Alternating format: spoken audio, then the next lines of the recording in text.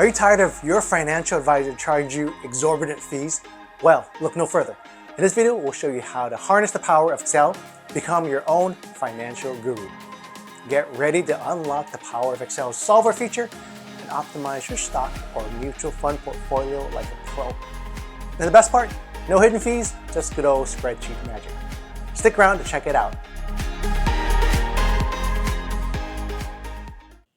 So have you ever done this? You're managing your own portfolio of stocks and mutual fund, and then you go to some web pages. I'm showing here mutual funds for 2019.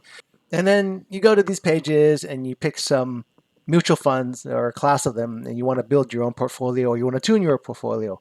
And maybe there's some criteria that you want. Oh, maybe I only want 25% in each of them. So I have this example where they're mutual funds and I've only got 25% of my pool of money in a mutual fund. And this is the max. Maybe the max share, I only want 25% in one mutual fund. Maybe it's different where I want maybe only 30% or maybe only 50%. So that reduces it. And even though a mutual fund is diversified, I kind of want to diversify more. And I want to change my percentage of asset allocation, kind of play some different scenarios. You might think that's going to be difficult by doing all these formulas, but there is a functionality called Solver that does it all for you. You just have to set it up in the right way. And let's see how we can do that. What I have here is got a table of the fund name, the style. I just added this in there, and the percentage return in the last 5 years. We need that to get that from somewhere. This is the one that we want to change. We want to change our share of our portfolio, and the beta we can get online from somewhere. And these are the other two functions that we need to calculate. Let me just pull in a couple parts of this table into a new sheet, and we can start from scratch. So here's the minimum I pulled from my other sheet. We got our mutual funds here, and then we've got our total return within the last 5 years. These are kind of annualized returns.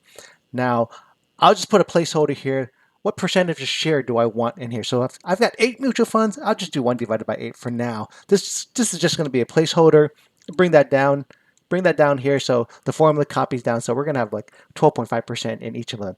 And we got to make sure that that equals up to 100%. We'll sum that up, press Alt equal. It's a keyboard shortcut. Press Enter. It's going to sum everything, so that's 100%. All right, so 1. What is the beta? Not a fish. What it's going to indicate is how volatile is this investment vehicle compared to the market. You can just Google beta mutual funds or beta stock, and you can find sites that will do it for you. So, for example, let's say I want to look up the beta for one of Vanguard's mutual funds, the S&P 500. It will tell me that. There's a lot of data here, but basically beta is risk. So if I go under this risk tab here, I can see the risk beta value for the Vanguard S&P 500, and it's a beta of 1 because basically it's an index fund. So it's going to move with the stock market in a way. So for example, if I had this value index fund, I would just pull that in, Control-C to copy, paste it here into my search, Control-V to paste, press Enter. It's going to bring it up here. I can go and click that, go into the risk tab, and get my risk out of here. This is a 0.85 beta here for this particular fund. And I can just enter it here, 0.85, and I'll just put this in for the rest of the fund. Now here we're going to have a partial beta. And basically why we have a partial beta, and it's because we're allocating our risk amongst a variety of mutual funds, right? And so what we need to do is we need to take the product of the beta versus the share. So I'm going to take equals that multiply by the beta. We only have 12.5% multiplied by this 0.85% beta, and we're going to have a partial beta of 0.10. Double click the fill handle to copy that formula down. And now we also want to sum this portion up because this is going to give our combined beta. So Alt equal sign, that's the keyboard shortcut. Again, press Enter, and we have our combined beta of 0.91 or 0.92. So if we stuck with this portfolio of these 8 mutual funds, that's going to be our total beta for this portfolio.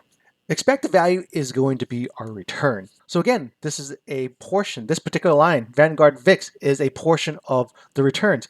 So we're also going to multiply. And we're going to multiply our percentage share times what that expected return is. Over 5 years, expected return 10.3%. Press Enter, and we've got a 1% return for that particular small portion of this portfolio. Double click to bring that down. If I want to see percentages, let's put percentages there and bring it out.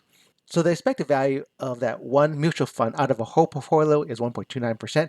But if we wanted to see our total portfolio, we're going to have to sum it again. Alt equal sign. Again, our keyboard shortcut, press Enter. And there we have our expected value, our expected return for our portfolio, which is going to be about 9.8, about 10% still. Say we didn't want 12.5% share for each individual fund. We want our max share maybe to be only 0.25%, 25%. Another keyboard shortcut, Control Shift the number 5, is a keyboard shortcut to bring that to percentage. Now, what about my target beta? And let's say I don't want to move with the market. I want to be a little bit below the market, 0.9, press enter. So now I need to go into Solver. Go to Data, and if you don't have Solver, you can just Google how to install Solver, because it is an add-in. It's just hidden there. You just need to be able to bring it up into Excel. Click Solver, and my Solver window comes up. So I've got like 3 or 4 things that I'm going to adjust here. And so first is my objective. What do I want to set? Well, I want the biggest return. So I'm going to set this cell, my objective here, to be the max. What is the maximum expected return I can get? And what do I want to change? What changing variable cells do I want to change? Well, I want to change my asset allocation. How many shares do I want to buy in this fund? How many shares do I want to buy in that fund? So I'm going to select these 8 value cells. So what are my constraints? Well, I mentioned before, I only want a 0.9 beta. I want my max share of allocation to be maximum of 25%, and some other things. So I'm going to add some constraints here. So the first constraint I'm going to add is this. This is going to be something where that has to be equal to 100%. So that has to be equal to 1, right? And so when it all adds up, that has to be equal to 1. Just type number 1 there, click add, because I have more constraints I want to add. So what's the second thing I want to add? I want to make sure that my shares here, when Solver tries to figure this out, none of this goes over that amount, which is 25%. So it has to be less than or equal to this cell here. That's a second constraint. Click add. What's another constraint? I want to make sure that these cells are not negative. I want to make sure that they are greater than or equal to 0. We don't want to have it where we're going to buy negative something percentage of shares. Click add. And then my last one here is I want to make sure my beta, my added up beta, is less than or equal to that.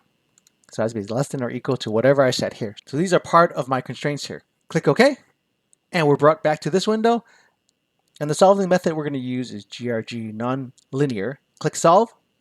So it says Solver found a solution. Click OK. And now it indicates that we have 4 mutual funds to choose from. Let's say, for example, we didn't want 25%. Let's say the max share that we are okay with is 50%. If I go into data, go to Solver, click solve again, you see it's found a solution and only picked 2 now. Click OK. And the expected value is about 12% return based on these 2 mutual funds with the added up partial beta of 0.89. And that's a wrap, folks. We hope you enjoyed this deep dive into the world of personal finance with Excel as your trusty financial advisor.